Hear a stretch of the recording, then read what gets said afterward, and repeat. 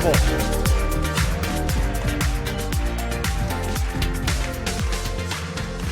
Ok, merci beaucoup. On va donc attaquer cette dernière plénière, dernier temps ensemble. Tout d'abord, vous remercier tous. Vous m'entendez pas, je m'approche. Vous remercier tout d'abord tous de votre présence, de votre bonne humeur, de votre entrain, énergie. Moi, je vais ressortir de ces journées gonflées à bloc.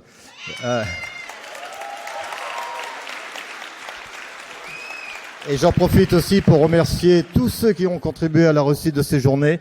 Je ne vais pas les lister, vous les avez repérés déjà. Et merci à tous ceux qui ont contribué à la réussite de ces journées, qui resteront, je pense, longtemps gravés dans nos mémoires.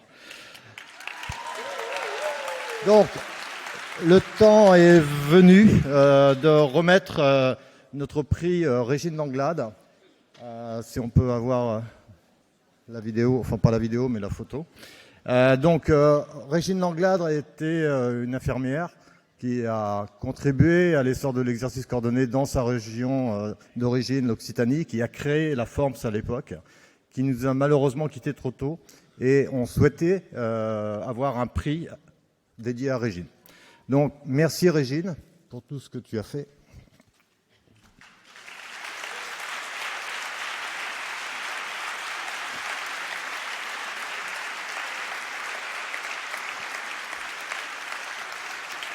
Bien.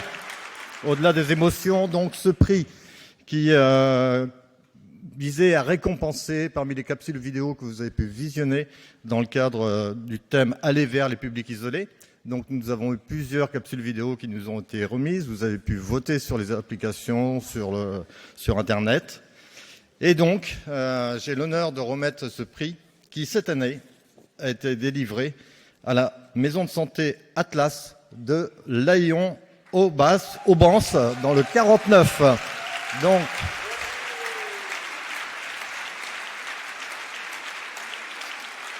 bravo à eux.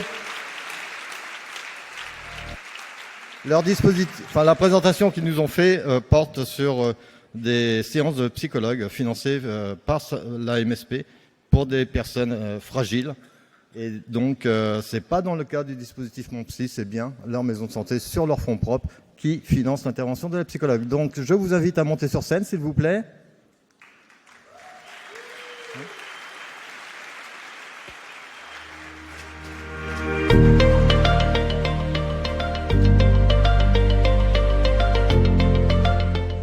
Nathalie Vaillant, psychologue. Je représente la MSP Atlas. Notre équipe est multisite puisqu'elle s'étend sur 12 communes dans les Pays de la Loire, à proximité d'Angers, dans une zone plutôt rurale. Et 55 professionnels de santé adhèrent à l'association. Alors, depuis un peu plus d'1 an, nous avons développé un programme d'accompagnement au bien-être aux habitants de 3 à 99 ans qui s'intitule « Bien dans sa peau ».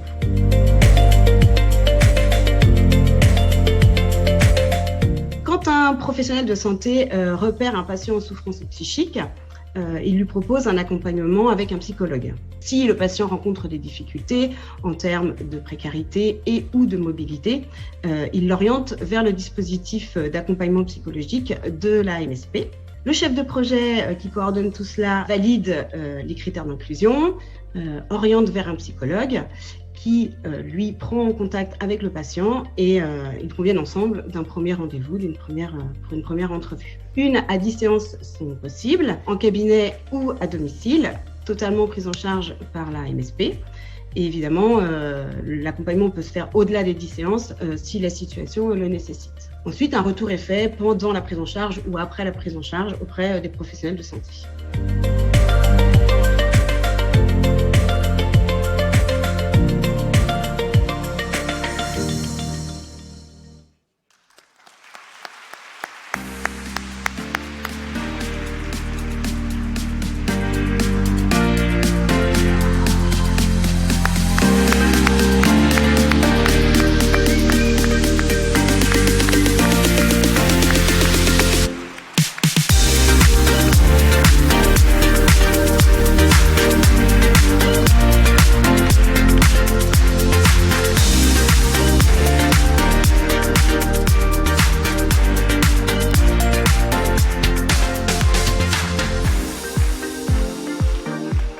Bien, donc j'ai l'honneur de vous remettre ce prix, une valeur de 500 €, c'est pas rien, et vous féliciter pour ce que vous faites. Voilà, merci beaucoup.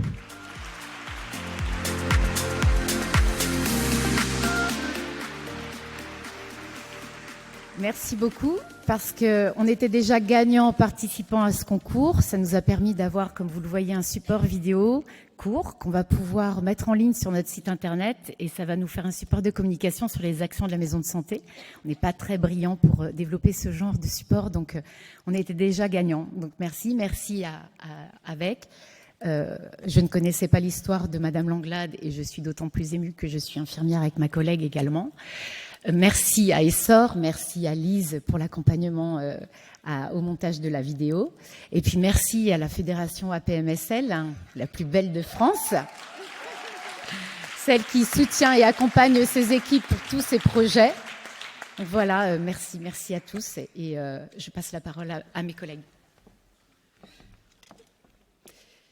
Merci. J'ai pas les qualités d'oratrice d'Élodie. Cela dit, je suis surprise parce que je ne pensais pas, compte tenu du sujet de notre vidéo, qu'on remporterait les suffrages. Donc merci pour vos votes. Merci de nous avoir permis de remporter ce concours vidéo.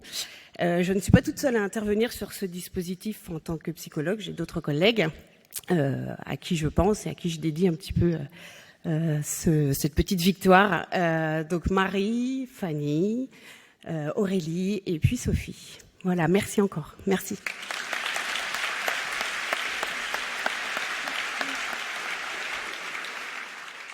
Alors, qui l'eût cru? Qui l'eût cru dans notre petite campagne angevine? Tout petit village, on a monté notre MSP. Ça a été avec des hauts et des bas, comme pour vous aussi, je pense.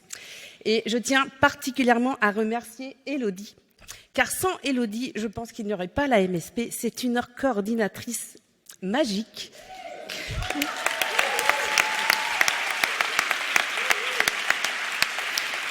Elle est toujours là pour nous remonter le moral, le sourire. Je pense aussi à tous mes collègues qui n'ont pas pu venir. Je pense que l'année prochaine, ils viendront. Et honnêtement, la force... à Montpellier, bien sûr. La force est dans le collectif, mais je rajouterais surtout avec le sourire.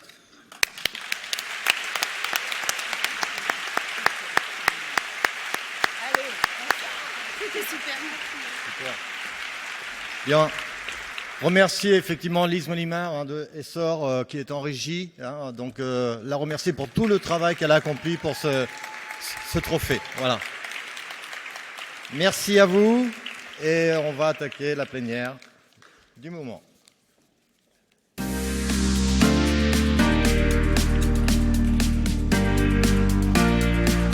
Ouais, tapez. Vous m'entendez? Ouais, ça y est. Ouais. Écoutez, là je suis en forme malgré la soirée agitée, mais j'espère que vous aussi vous êtes en forme. Je vais laisser nos invités s'installer, une à une qu'on a vue et qui revient. C'est Élodie. Élodie Gazot. Élodie, tu es coordinatrice donc de la MSP Atlas, on ne la présente plus. Nous avons également Béatrice Alarcoilan qui, elle, est responsable de la formation Pacte pour les coordinateurs-coordinatrices des MSP. On va dire Pacte soins primaires, on y reviendra tout à l'heure. François-Xavier Schfeyer, que vous connaissez, qui est un ami de longue date de Avec Santé, la FFMPS, enfin de tout le mouvement. Sociologue de formation, il est également dans la formation Pacte de l'HESP. Et puis il fait des tas de recherches en sociologie. Et bien entendu, notre mouvement et surtout les coordinatrices et coordonnateurs l'intéressent. Et puis Pascal Gendry, Pascal, j'ai un trou, tu es le président d'Avec Santé, voilà. Et puis tu es là pour donner ton regard à la fois de médecin d'équipe et puis de président d'Avec Santé. Et puis on n'est pas tout seul, il y a des gens dans l'ombre qui travaillent. Vous êtes où? Venez qu'on vous voit quand même. Ils sont derrière leur écran. Tout ça pour vous rappeler, alors, Estelle Tanguy de La Réunion. Salut La Réunion. Guillaume Pongues qui, lui, est des Hauts-de-France. Salut les Hauts-de-France. Donc je vous laisse regagner, vous reviendrez tout à l'heure. Alors pourquoi je vous les ai présentés? Parce que nos amis, ce duo de choc est là pour justement recueillir toutes vos questions avec l'application Slido que vous ne devez plus charger puisque ça fait maintenant plus d'un jour qu'on est ensemble et que vous l'avez déjà fait sur votre application. Donc vous pouvez participer en écrivant vos questions, vos témoignages. Eux font la synthèse. Ne leur en voulez pas, c'est un exercice très difficile. Toutes les questions ne seront pas posées, bien entendu. Mais bon, on a d'autres rencontres qui s'annoncent à Montpellier, notamment. Cette plénière fait la part belle à la coordination. Et donc, comme j'allais dire d'habitude, on va la définir. Mais avant, je voudrais faire on va regarder dans le rétro et on va ensemble se rappeler un petit peu les mouvements et puis la place de la coordination. Rappelez-vous, dans les années 2007, si ma mémoire est bonne, la notion de maison de santé pluriprofessionnelle arrivait et avec elle, j'allais dire de façon naturelle, la coordination, cette fonction de coordination. Alors, j'allais dire, sur le terrain parce qu'on avait des besoins. Petit à petit, avec les années, ça s'est affiné, ça s'est défini. L'AVEC Santé a fait en sorte de pousser sur fond de matrice de maturité les ACI grâce à un règlement arbitral. Ça vous rappelle quand même quelques petites choses. Ça a bougé. Et donc, avec l'ACI, il y avait cette notion de coordination qui était très importante, ainsi que le système d'information partagée. Mais en tout cas, la fonction de coordination tenait une place vraiment à part entière. Donc là, on donnait officiellement des moyens. Et puis, avec Santé, a également créé la commission des coordos, dont Élodie fait partie d'ailleurs, et qui travaille tellement bien que cette commission a produit un guide qui est tout à fait gratuit, vous pouvez télécharger, et qui a le mérite de répondre à un besoin d'identification, de clarification, pour les équipes qui sont, invitées à faire une place, en tout cas une belle place, à la coordination. Alors justement, est-ce que les équipes le font? Ça, on va voir.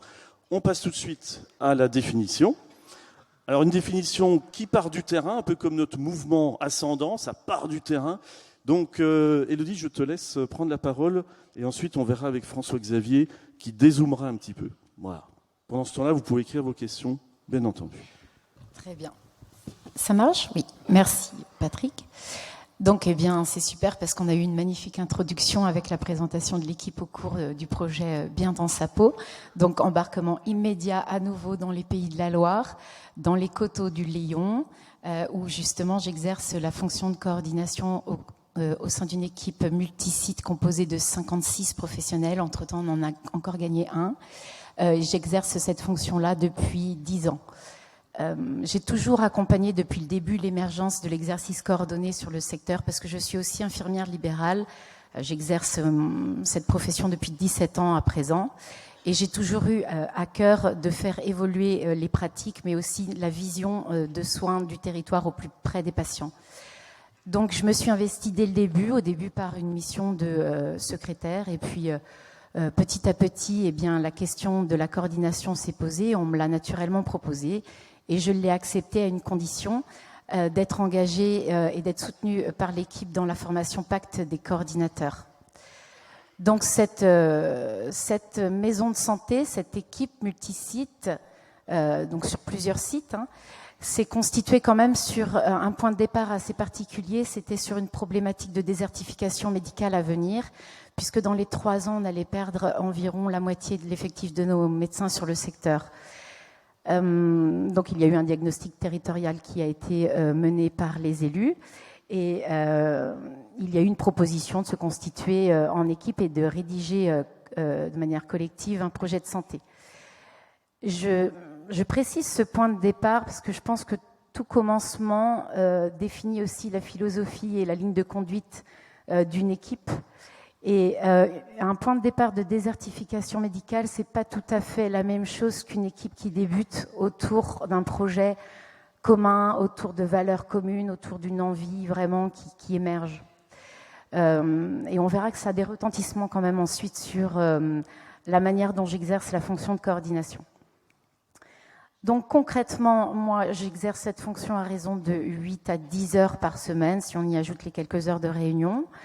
Je fais ça en parallèle de mon temps d'activité d'infirmière libérale, donc ça représente 2 jours infirmière et 1 jour de coordinatrice que je répartis plutôt en demi-journée. Je trouve que c'est plus simple dans mon organisation. Donc ça fait 10 ans, pendant 9 ans, j'ai fait ça dans ma lingerie, entre mon fer à repasser et ma planche. Je le faisais très bien, ça se passait très très bien.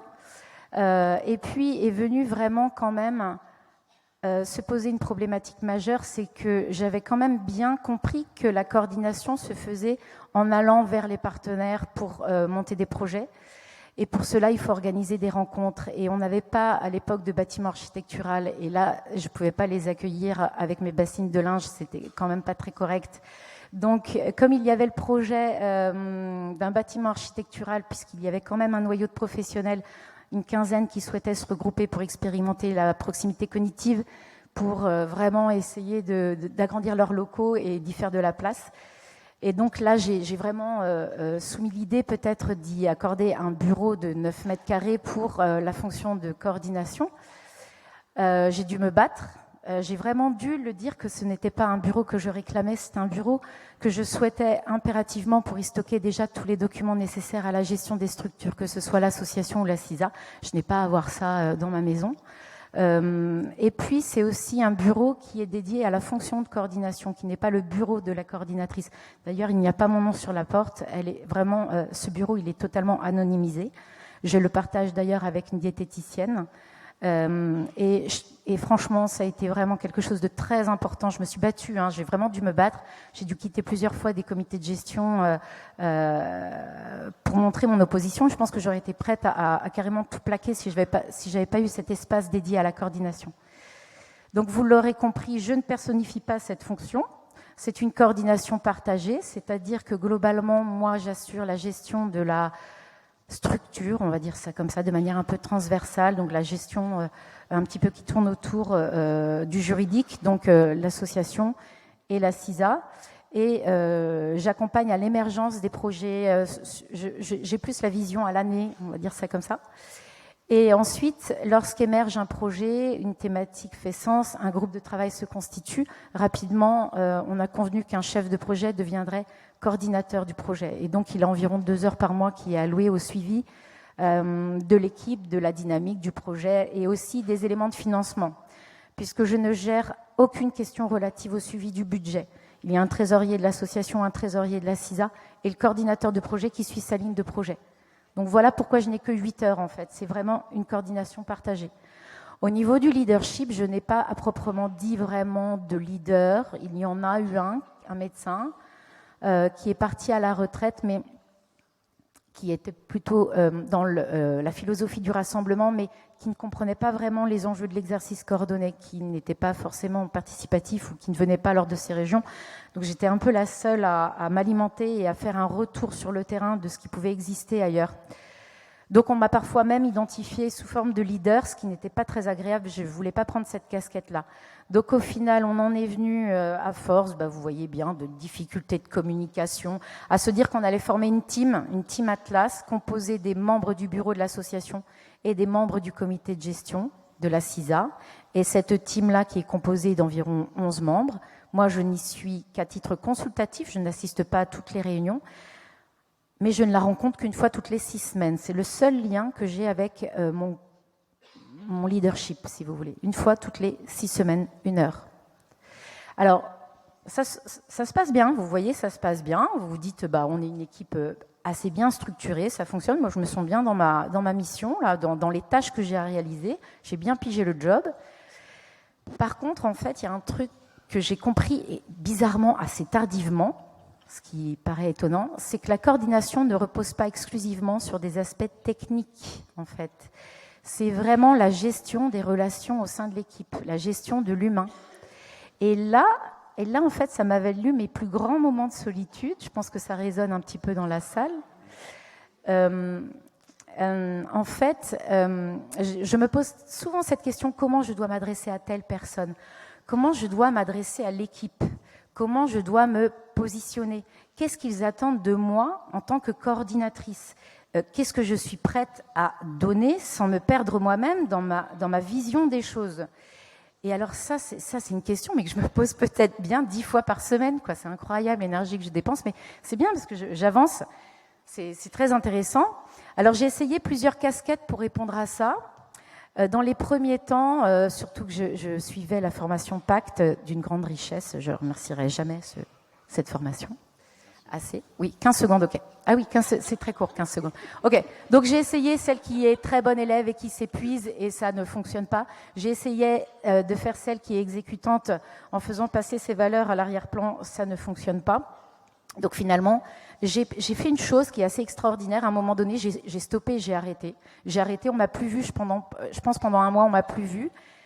Je ne sais même pas s'ils ont remarqué mon absence. Mais moi, ça m'a permis de prendre un temps d'observation. Et en fait, ne pas faire, ce n'est pas ne rien faire. Et j'ai pris un truc énorme dans la tête, là, et je me suis dit, mais en fait, je pense que j'ai pigé un truc. Je pense qu'en fait, le truc, c'est moi, en fait. C'est moi qui vis mal les choses. Donc, en fait, je me suis dit, il faut peut-être que j'aille aller vers soi pour ensuite aller vers les autres. Et là, j'ai trouvé une clé assez intéressante que j'explore depuis, là, et qui me réussit assez bien. Donc voilà, pour terminer, je dirais que voilà, la coordination, c'est l'affaire de tous, mais c'est aussi de la responsabilité de chacun. Merci. Tu vois que ça fait écho, hein ? Ça fait écho. Merci. Donc voilà, ça te fait écho, et donc on va maintenant, je disais tout à l'heure, on va prendre du recul avec l'analyse de François-Xavier. Pour nous aider à répondre à cette question, est-ce qu'on va vers un métier finalement de coordination ? Parce que là, tu commences quand même à définir des choses. Donc on est encore dans la définition, et puis on va balayer tranquillement mais sereinement après différentes questions. Je te laisse un peu nous donner ton regard sur cette définition de la coordination.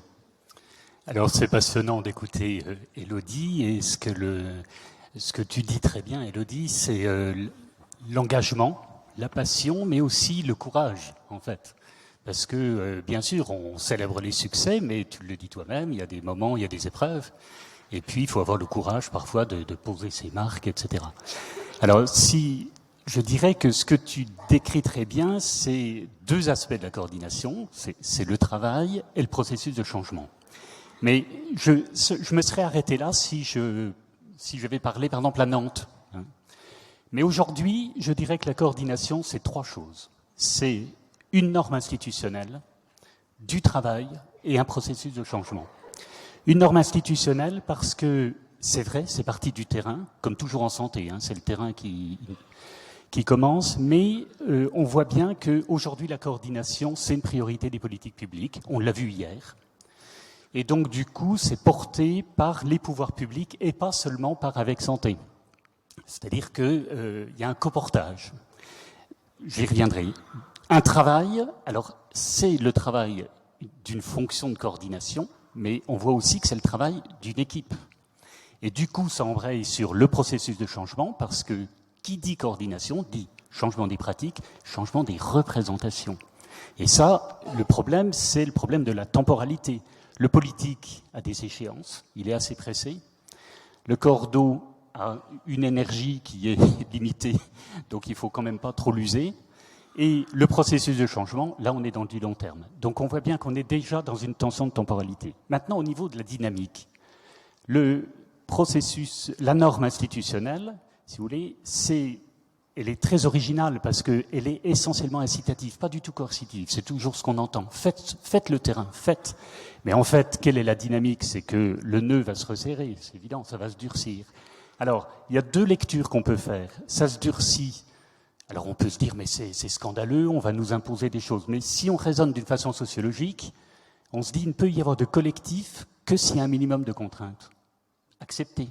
Donc toute la question, ça va être la légitimation des normes qui vont se mettre en place. C'est-à-dire de les rendre acceptables. Ça, c'est le défi finalement qui se présente aux innovateurs que vous êtes avec Santé, en partenariat avec les politiques publiques, à mon avis. Le travail, quelle est la dynamique ? il y a une dynamique de professionnalisation, c'est vrai. Est-ce que ça devient un métier? Donc ça, on va en parler après, je ne vais pas le développer. Et la dynamique du processus de changement, on voit bien, si vous voulez, que progressivement, ça se légitime par des incitations financières et puis aussi par une légitimité pragmatique. C'est-à-dire, on voit bien les résultats en matière de qualité des soins. Donc finalement, ce qui est essentiel, c'est l'intéressement, c'est sûr, mais aussi c'est la qualité des soins. Alors, je termine sur les enjeux. L'enjeu de la norme institutionnelle, on le sait, tout le monde le dit, c'est la transformation du système, il faut plus coopérer. Mais l'enjeu, à mon avis, aujourd'hui, c'est comment on définit la coordination. Hier, le ministre parlait du médecin coordinateur. D'autres parlent d'une coordination, je dirais, un peu bureaucratique. En sociologie, c'est pas un gros mot, hein. C'est un mode d'organisation. Bon. Donc, du coup, si vous voulez, il y a un enjeu de définition. Est-ce que, finalement, la coordination, c'est du pluripro? Est-ce que c'est cette logique professionnelle et non pas seulement marchande, parce qu'on va avoir de l'offre de service en la matière, ou bureaucratique, disons politique publique? Est-ce qu'il y a une troisième voie de la coordination, des normes de coordination? Ça, c'est un enjeu. Au niveau du travail, l'enjeu, c'est la reconnaissance et la protection.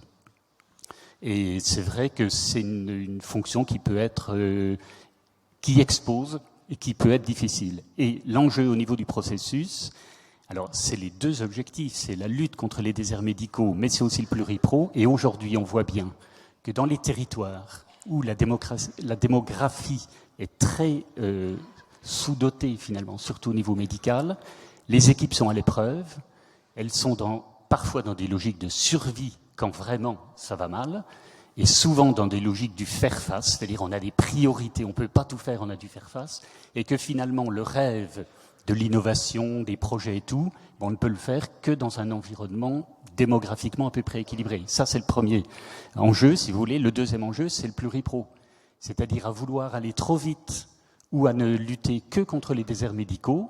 On va faire de la coordo, je dirais, médicale, on va sauver du temps médical, mais le pluripro passera à la trappe. Donc ça, c'est un vrai problème, je dirais. Donc, si on pense la coordination comme une norme institutionnelle en devenir, du travail à partager et un processus de changement à partager aussi, je pense qu'on est équipé pour comprendre tous les mouvements et on peut lire ce que vient de dire Élodie. Ok. Ouais.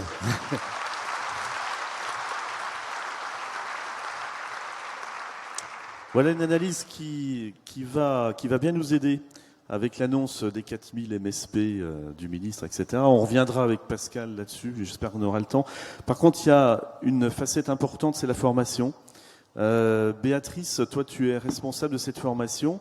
Alors il y a tout un programme qui sort. Je voudrais que tu nous fasses un résumé du contenu. Alors ça va être très dur en 1 minute, le contenu. C'est un sacré challenge. Et puis ensuite, est-ce qu'il y aura des choses, peut-être, parce qu'une formation, c'est pas gravé dans le marbre, c'est-à-dire qu'il y a peut-être des pistes d'amélioration. Quelles sont-elles? Qu'est-ce qu'on peut attendre de l'amélioration par rapport aux besoins? On parlait tout à l'heure, j'étais avec toi, il y avait un atelier sur les usagers qui participent de plus en plus, qui sont dans l'équipe. Et est-ce que les coordinatrices sont formées pour ça? Est-ce qu'elles vont l'être pour la participation, etc., etc. Le management. Bon, je te laisse répondre à la question. Merci Patrick. Le premier parallèle que je fais là, quand je t'entends, c'est être avec. Et c'est une des évolutions, à mon sens, les plus intenses dans Pacte. Enfin, c'est quelque chose que moi je tiens à mettre en lumière, c'est que les coordinateurs et les personnes que l'on forme dans Pacte sont dans Pacte dès le début. C'est-à-dire qu'entre la formation qu'a suivi Élodie et ce qu'on produit maintenant, il y a probablement un gap très important, parce qu'on s'est rendu compte, et François-Xavier nous l'a bien montré à travers toutes les études de l'Observatoire, et puis on le voit quand on va dans les régions pour des jurys, on n'a pas envie de continuer à ramasser tous nos coordinateurs, nos coordinatrices à la petite cuillère. On aimerait bien faire autre chose, vivre autre chose. Donc te donner le contenu, il y a des grands titres de modules, avec un contenu qui ne cesse d'évoluer, en essayant de s'adapter en permanence aux besoins des personnes pour qui on le fait. et que ces personnes-là ne sont pas qu'une personne. Et c'est exactement ce que tu nous as dit, Élodie. Tu nous parles de fonction de coordination et tu le reprends, François-Xavier. Et finalement, dans Pacte, on a un outil, on a un dispositif qui est à la portée de tous, qui est disponible, qui est financé par nos agences régionales de santé. Donc on a un partenariat fort, là, qu'il me semble important de maintenir et de développer. Et on va accompagner des coordinateurs qui eux-mêmes accompagnent et tirent vers le haut toutes leurs équipes avec les nouvelles définitions que l'on a de l'équipe. Donc Pacte, c'est ça. Et on va travailler sur la prise de fonction du coordinateur, le projet de santé, la dynamique collective, la démarche qualité et plein d'autres choses que vous devez aborder dans vos équipes. Et finalement, la seule chose qu'on fait, c'est traduire dans des mots et apporter quelques concepts à votre réalité au quotidien. Ok, donc formation avec une dynamique aussi au plus près. J'aurais voulu avoir un petit mot quand même de Pascal sur ce qu'a dit François-Xavier par rapport à la qualité, au nombre, la quantité, les 4000 annoncés, et puis sur la commission Coordo, pourquoi finalement avec Santé a créé, et pourquoi cette commission continue à vivre, à quoi elle répond, quoi. Pendant que nos deux compères vont peut-être s'approcher du public. Pourquoi choisir déjà d'avoir une plénière sur le poste de coordinateur? Parce que c'est un élément central qui doit animer notre dynamique, qui doit la fonction de coordination. Peut-être le métier de coordinateur, c'est vraiment quelque chose qui est encore trop souvent non mis à la bonne place, à la bonne dimension dans les équipes. Et il faut qu'on fasse évoluer les choses si nos équipes veulent continuer à progresser, si elles veulent continuer à se développer, si elles veulent continuer à répondre à de nouvelles missions, et puis si on veut embarquer d'autres professionnels de santé dans cette belle aventure de l'exercice pluriprofessionnel en équipe structurée. Car structuration, derrière, ça veut dire aussi des éléments de structuration. Et un élément fondamental de cette structuration, c'est bien cette fonction de coordination. Alors, oui, on a développé une commission des coordos au sein d'Avec Santé, qui sont des coordinateurs qui sont désignés par leur fédération régionale pour réfléchir au niveau national à l'évolution de cette fonction. Et on a du boulot, parce que quelque part aussi, la reconnaissance, tu l'as dit François-Xavier, elle est encore inégale dans nos maisons de santé. Et on doit tous, sans doute, se poser la question de c'est quoi la fonction de coordination dans notre maison de santé, dans notre équipe? Ça sert à quoi? Et d'ailleurs, on doit se reposer, même si on a une fonction de coordination depuis longtemps, comment ça évolue par rapport au changement de notre projet de santé? Comment ça évolue? Quelle est la place du coordinateur dans l'évolution et qu'est-ce qu'on lui demande comme mission? Est-ce qu'on ne cherche pas la mule? Mais aussi, quelles sont ses conditions de travail? Oui, Élodie, 8 heures, 10 heures par semaine pour un groupe de 30, 40 professionnels de santé, même si la fonction de coordination, des éléments de coordination sont délégués ou assurés par d'autres membres de l'équipe, est-ce suffisant?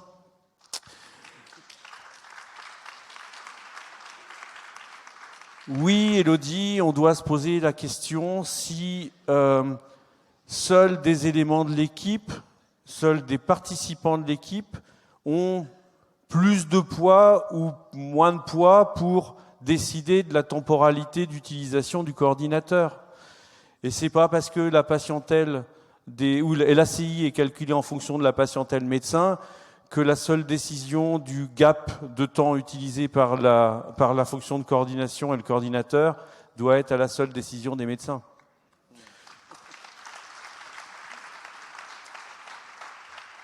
Donc ça veut dire qu'on doit réfléchir aussi, là on va avoir avec l'enveloppe des ACI, on voit bien que les ACI, les équipes les utilisent comme elles veulent.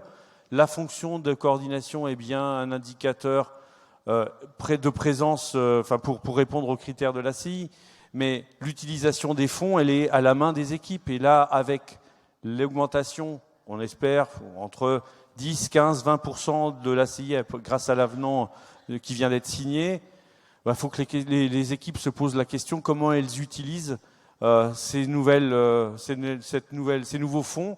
Est-ce que ça serait pas une bonne idée d'investir dans la fonction de coordination, d'augmenter le temps de coordination, d'augmenter la rémunération des coordinateurs c'est de l'investissement.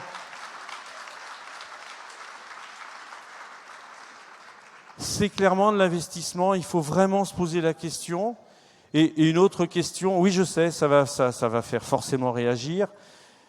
Et une autre piste, on a 2000 maisons de santé à accompagner, à faire émerger. Et c'est une des revendications, des propositions aussi qu'on a soumis au ministère et qu'on commence à développer au niveau des ARS. C'est ne faut-il pas anticiper la fonction de coordination dès l'émergence du projet et ne pas attendre d'avoir l'ACI pour avoir un coordinateur dans une équipe. Merci Pascal. Maintenant, on va jouer avec Estelle et Guillaume. Il nous reste 12 minutes, montre en main. Est-ce qu'il y a des questions importantes? J'espère qu'il y a une question sur les conditions de travail, parce que j'aimerais bien qu'il y ait une réponse là-dessus. Vous vous débrouillez pour qu'il y en ait une. Ok, alors en attendant qu'il y en ait une, du coup on va peut-être relancer Pascal, parce qu'il y a pas mal de questions en fait sur justement le financement des coordinateurs qui arrivent plus tôt. Parce que la première année, les financements ne sont pas à la hauteur pour financer un coordinateur dès le début du projet de santé. Et donc ça pose problème. Et donc ils se demandent comment on peut le faire. Et ensuite, il y a une question aussi sur la pérennité du financement de Pacte, parce qu'apparemment certains ont des problèmes pour pérenniser ça auprès de leur RS. Donc là, on est quelque part dans les conditions de travail, parce qu'il y a un stress de la part des coordinateurs de ne pas être financés et stabilisés. Alors, il y a ce stress de ne pas être financé, etc. Est-ce qu'on rejoint les conditions de travail à travers cette question? Ça en fait partie. Peut-être que François-Xavier, tu veux amener cette notion de stress. On répond avant, ok. Sur la fonction de cordeau plutôt, je crois que je l'ai dit, je pense que c'est d'ailleurs une proposition d'Avec Santé qu'on avait fait pour les déserts en santé, mais compte tenu de l'annonce du ministre, on va sans doute élargir ailleurs qu'en désert en santé. Dès un projet balbutiant, et on voit souvent c'est porté par 2-3 professionnels, il faut rapidement qu'on se pose la question de comment on apporte une fonction de coordination pour accompagner ces projets, ces porteurs de projets. On est samedi matin. C'est vachement dur de parler et je suis encore tout secoué par les uluberlus qui m'ont porté dans les airs hier la soirée. Et je dois avouer que tous les neurones ne sont pas encore très bien connectés. Mais forcément, cette fonction de coordination nous bouscule aussi. Et donc, du coup, il faut d'emblée, plus vite, financer la fonction de coordination. Et c'est pas aux professionnels qui ne sont pas constitués encore en CISA de financer ce poste. Donc, ça va poser aussi des questions de savoir qui paye le poste et quelle est la liberté de l'équipe par rapport aux financeurs. Et combien on paye, Élodie? Parce que là, on dit oui, il faut payer, etc. Mais est-ce qu'on a un repère par rapport à... Parce que là, on est tous issus de régions différentes, des MSP différentes. On se demande si on est juste, si on est en dessous, si on est au-dessus, quoi.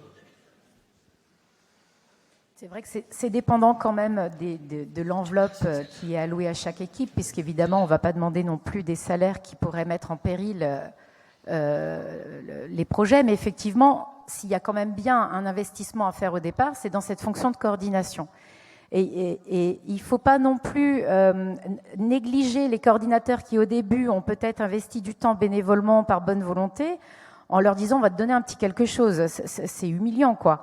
Moi, déjà, le point de départ étant infirmière libérale, j'ai dit je veux bien allouer quelques heures hebdomadaires à la fonction de coordination, mais il faut déjà que ce soit en compensation de mon activité d'infirmière libérale. Donc déjà, le tarif, on était sur 45 € brut de l'heure. Après, l'équipe, on a quand même 10 médecins. Maintenant, on a quand même un budget qui n'est pas négligeable d'une enveloppe annuelle environ de 100 000 €. À ma grande surprise, lorsque je n'étais pas à une réunion et où je pensais que c'était un peu tendu, ils m'ont annoncé que j'étais augmentée. Donc à l'heure actuelle, je suis à 50 € de l'heure brute et ça correspond au barème qui a été fixé pour tous ceux qui effectuent des missions de coordination. Et les professionnels de santé, eux, ils ont un barème s'ils participent aux réunions qui est 60 € de l'heure en journée, 50 € de l'heure en soirée. Ok, alors, ça donne un repère. Par rapport à la formation, tu peux nous donner quelques détails pratiques ? Des détails sur le financement de la formation et son instabilité ressentie, potentielle, réelle. Eh ben, je crois que c'est pas qu'une question de financement. En fait, vous l'avez bien compris, et Elodie nous le dit parfaitement bien. La mission de coordination dans les équipes et ailleurs dans la formation, c'est un projet qui est coporté. Et Pacte, c'est aussi un projet coporté, d'une part par la DGOS avec Santé, la FNCS et d'autres partenaires au niveau national, et puis coporté aussi en région. Ce que je veux vous dire là, quand vous avez des difficultés ou quand vous ressentez en tant que fédération des difficultés avec les agences régionales de santé à voir se pérenniser le financement de votre formation Pacte, c'est une proposition que je vous fais, c'est de regarder le pourquoi. Et vous savez bien que dans le pourquoi, il y a plein de réponses. Et mon sujet à moi, c'est de me dire comment est-ce que l'on continue à travailler avec nos partenaires pour faire entendre ce qu'est Pacte et l'impact de Pacte sur les territoires, sur la population, grâce aux équipes qui sont mobilisées via les coordinateurs. Donc, continuons à réfléchir dans ce sens-là, à mobiliser le sens politique du dispositif et probablement, en tout cas moi j'en fais le pari, le financement en sera la conséquence, j'espère, positive.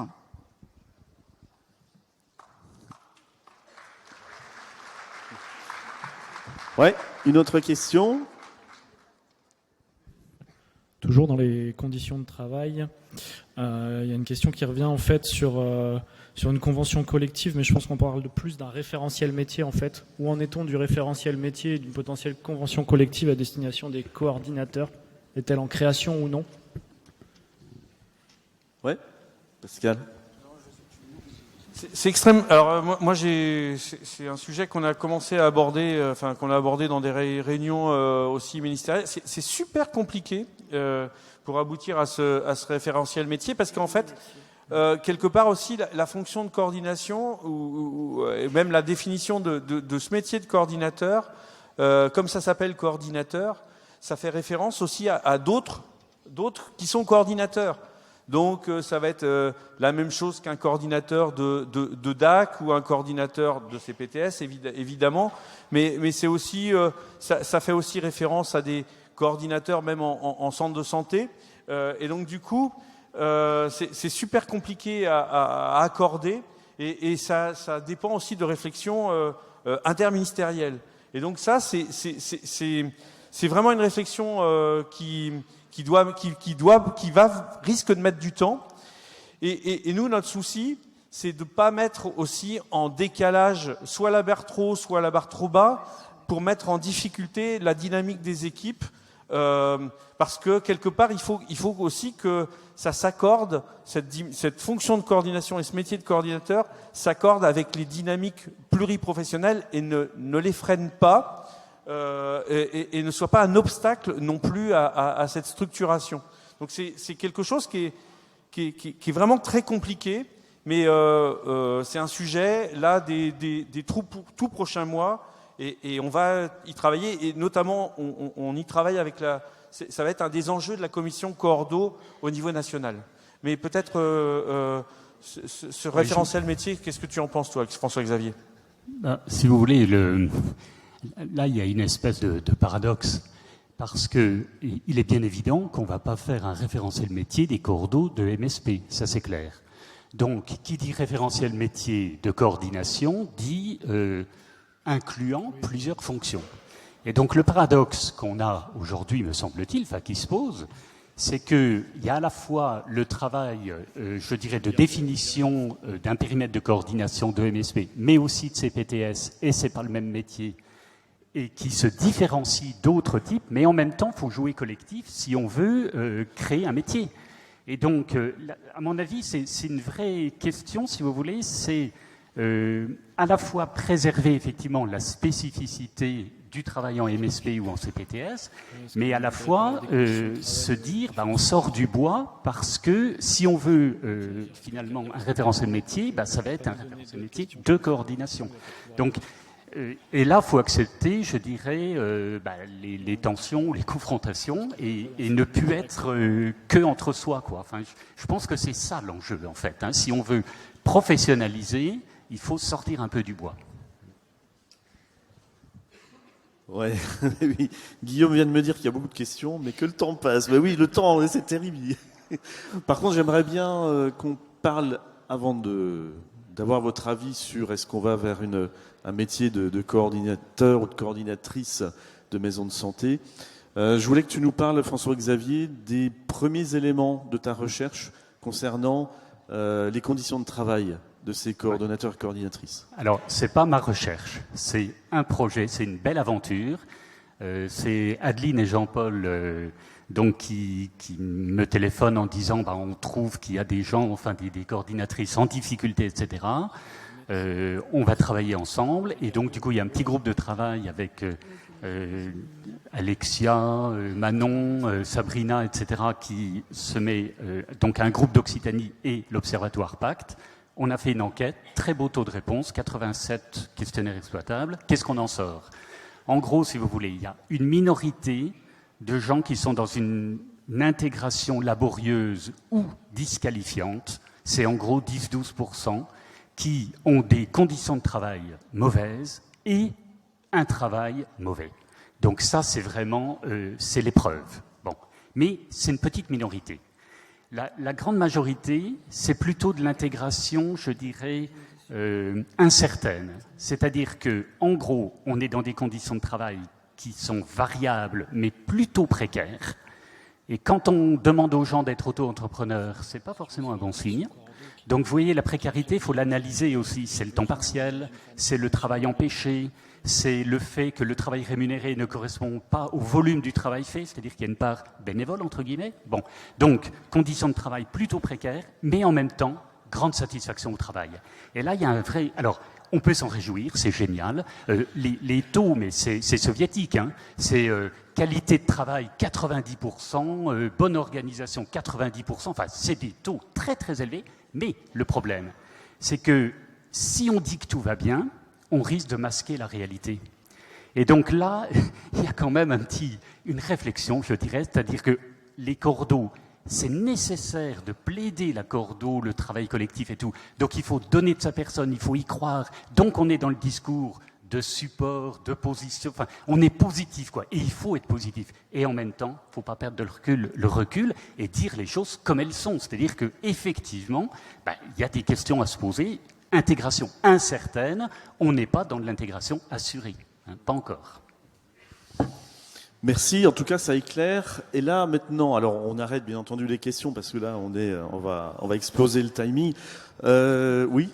Il y a juste quand même le rôle quand même et de Pacte et des fédérations régionales dans le soutien à la fonction de coordinateur qui est absolument indispensable. Parce qu'un coordinateur, c'est souvent quand même quelqu'un qui est isolé au sein d'une équipe avec une fonction particulière qui lui est donnée par l'équipe et qui a besoin d'être soutenu. Et clairement, les espaces d'échange entre coordinateurs sont très importants tant dans le soutien à la fonction de coordination que aussi dans le partage d'expériences ou partage d'outils. Et ça, c'est aussi la communauté des coordinateurs qui est entretenue en région. C'est aussi extrêmement important. Et c'est aussi extrêmement important, par exemple, qu'une équipe investisse dans la participation de ses coordinateurs aux rencontres régionales. C'est bien que le coordinateur vienne aux rencontres d'Avec Santé pour se rebooster avec des membres de l'équipe. Ça, c'est aussi des éléments extrêmement importants, soutenants pour ces coordos dans une fonction particulière. Maintenant...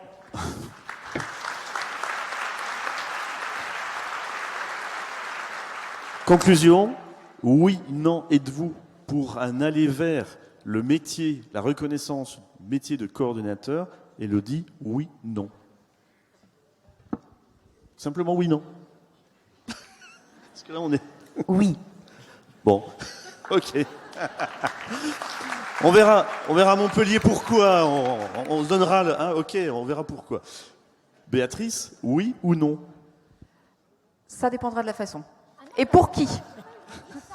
Donc t'es botte en tout. François-Xavier, ton avis? Oui, avec commentaire. On verra à Montpellier. Franchement, oui. Merci Estelle, merci Guillaume, merci à vous tous. Je vais laisser Pascal continuer l'animation. Nous, on se dirige vers la sortie. Merci à tous et à l'année prochaine à Montpellier.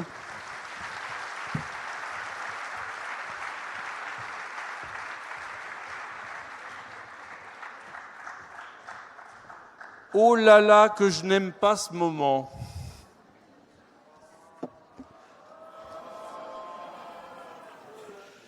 Non, c'est pas vrai. C'est pas vrai parce qu'en fait, il s'est passé 2 jours super. Je sais pas si c'est votre sentiment.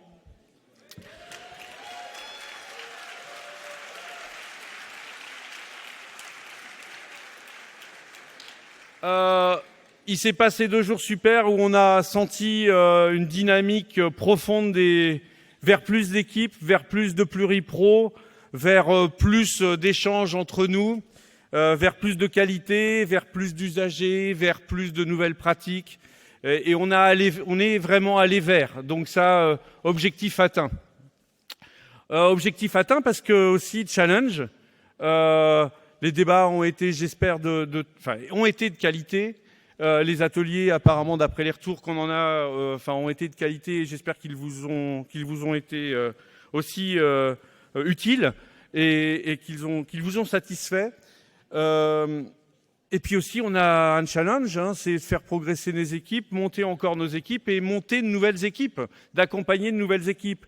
Et naturellement, les équipes qui sont présentes vont avoir aussi pour mission d'aider l'émergence de nouvelles équipes, parce que plus on sera nombreux, plus aussi, non seulement on sera content parce qu'on sera une communauté plus large et donc plus riche, plus diverse aussi. Ça, c'est aussi bien la diversité. Qu'est-ce que c'est bien la diversité?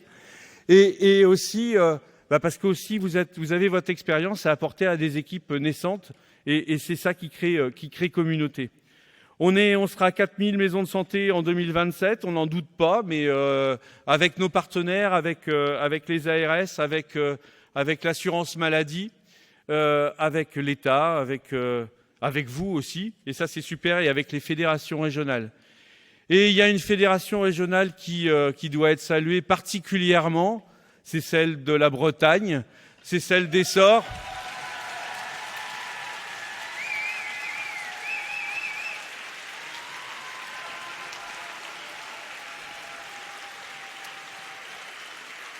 Et puis, parce que ils ont vraiment été super, et puis puisque c'est le moment des remerciements, je voudrais dire en fait, on va faire un remerciement collectif et on va demander aux Bretons, à l'équipe salariée d'Avec Santé, à tous les bénévoles qui ont eu la pêche, le sourire tout le temps, tout au long de ces 2 jours. À l'équipe de Colloquium aussi qui nous a accompagnés depuis tant d'années, mais particulièrement avec une nouvelle équipe,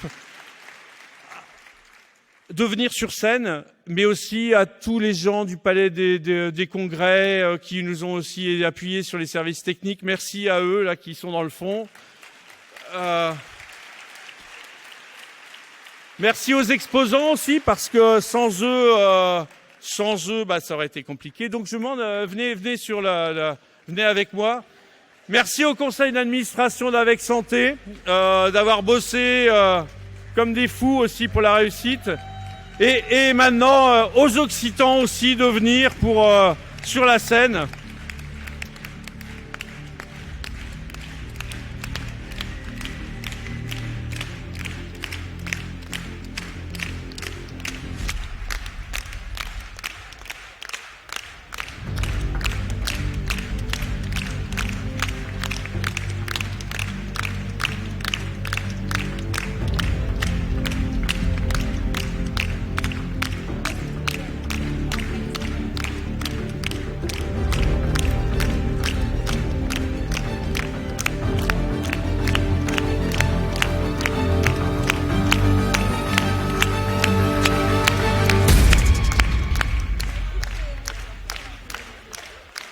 Alors, c'est ça l'ambiance d'Avec Santé, c'est ça l'ambiance du collectif. Et donc c'est la force du collectif dès 2023 et encore plus en 2024. Hervé, je te laisse passer le relais à l'équipe Occitane.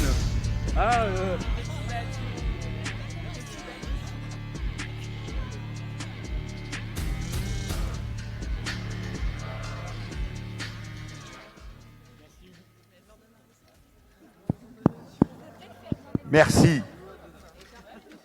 Merci Hugo. Nous avons été heureux d'avoir pu contribuer à la réussite de ces rencontres.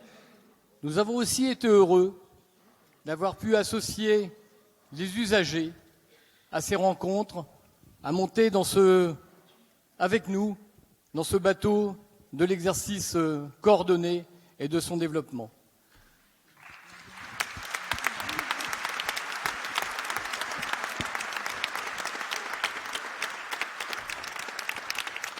Ce bateau que nous souhaitons, avec l'amiral Pascal, poussé par des vents de plus en plus favorables, allons-y aux Alizés.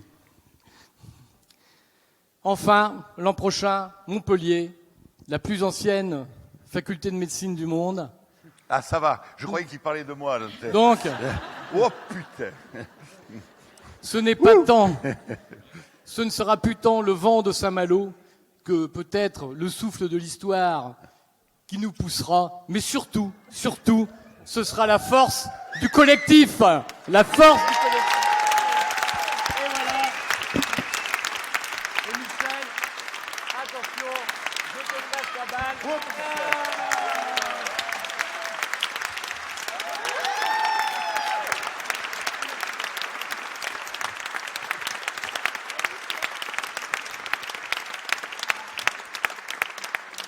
Bon, et vous nous rendez la balle parce qu'on a des frais, il ne faut pas déconner quand même. Hein. Bon alors, on m'a préparé un petit mot que j'ai vachement bien mémorisé, donc je vais vous lire. Mais au préalable, je voulais faire un petit coucou à François Xavier. Est-ce que vous connaissez dans l'histoire de France les sémaphores chapes? C'est pas pratique le micro. Les sémaphores chapes. Là, voilà. Donc c'est Alexandre Dumas, le comte de Monte Cristo, voilà. Bon, alors, aujourd'hui, donc je me suis tapé presque toutes les rencontres. Je me suis tapé presque toutes les rencontres de la FEMPS d'Avec Santé. Il y en a quelques-unes, je n'ai pas pu aller pour des raisons d'obligation politique, mais toutes, je me les suis tapé. Et aujourd'hui, là, on l'annonce, ça frémit, on est dans une période de bascule. Aujourd'hui, le process, qui va être un process long, François-Xavier, ça va être quand même que, au lieu de parler du passé, des sémaphores, on va parler du numérique, de la téléphonie, des échanges interpersonnels. On va abandonner le sémaphore. Sauf que tous nos jeunes professionnels sont formés à la manipulation du sémaphore. Donc ça va prendre du temps. Il faut être très bienveillant, très accueillant, très aimant, mais il va falloir de la patience. Parce que quand on voit sortir nos jeunes et fringants étudiants qui ignorent ce que c'est que le pluripro, que la coordination, etc., il va bien falloir un beau jour qu'on se saisisse de la formation au pluripro. Hein, petit message.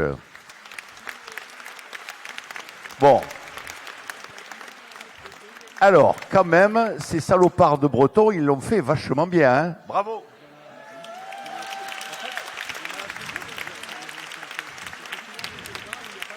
Donc, on va pas se laisser abattre. On est remonté comme des coucous et on va essayer de faire au moins aussi bien. Mais bon, quand même, ça a été fabuleux. Merci pour ces 2 jours. L'organisation, mais enfin, je paraphrase ce qui a été dit par notre vénéré et vénérable président. Donc, les Bretons, vous avez mis la barre très haut.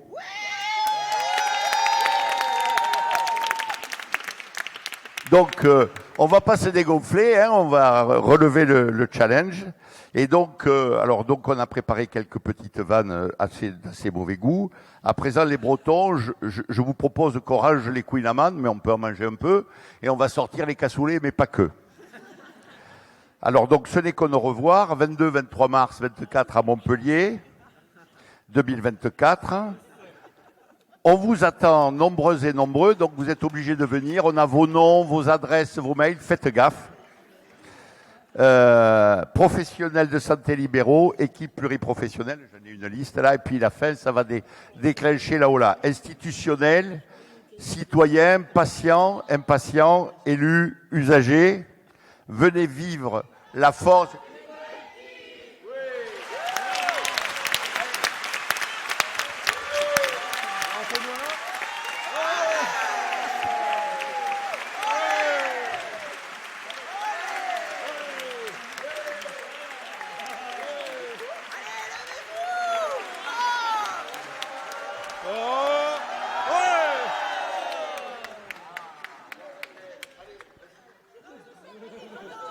La chauffeuse de salle, ouais.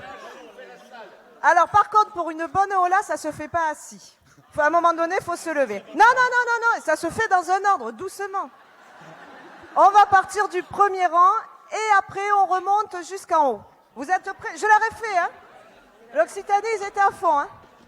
Donc, devant, là, vous êtes prêts? Allez, devant, c'est parti! Wouh! Levez jusqu'à là-haut! Voilà! Bravo! Allez, à Montpellier, 22 et 23 mars 2024. Bon retour!